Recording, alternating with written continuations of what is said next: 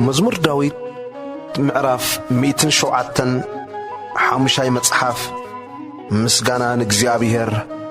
ቁጥሪ 1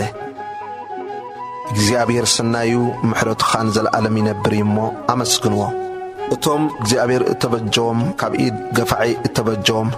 ካብ ሃገራት ካብ ምብራቕን ምዕራብን ካብ ሰሜንን ደቡብን ዝኣከቦም ከምዚ ይበሉ ኣብ በረኻ ኣብ ጽምዋ መገዲ ኮብለሉ ዝነብሩ ለዓዲ ኣይረኸቡን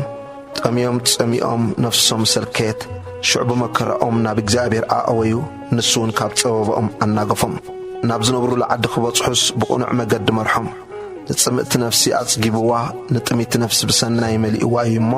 ንእግዚአብሔር ስለ ሳህሉን ስለቲ ንደቂ ሰብ ዝገበሮ ተኣምራቱን የመስግንዎ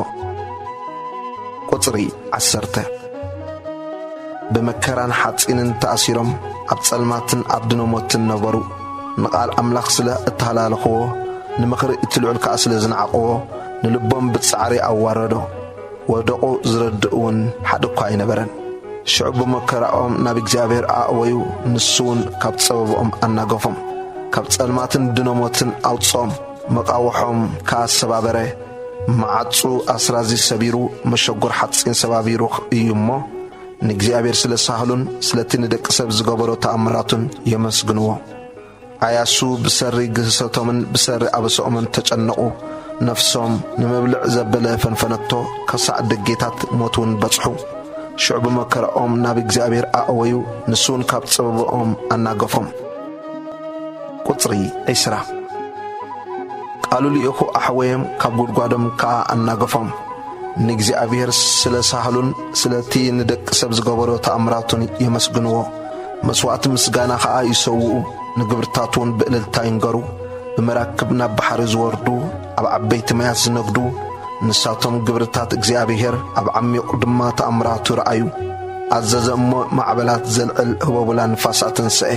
ናብ ሰማይ ደየቡ ናብ ማዕሙቕ ወረዱ ነፍሶም በመከራ መኸኸት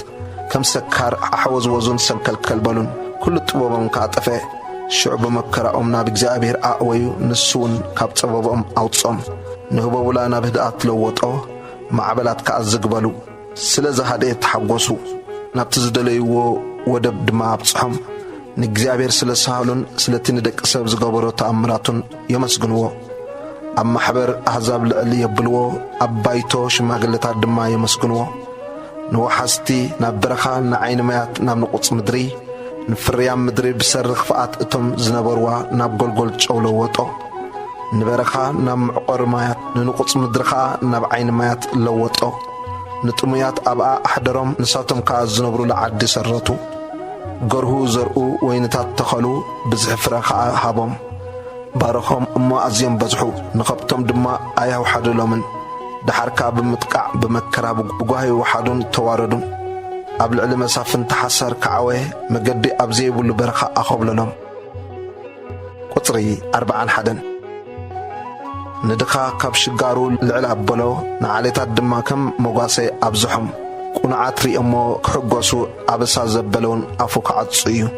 ለባም ዘበለ ነዚ ከስተበሎ እዩ ንጸጋ እግዚአብሔር ከዓ ከስተውዕሎ እዩ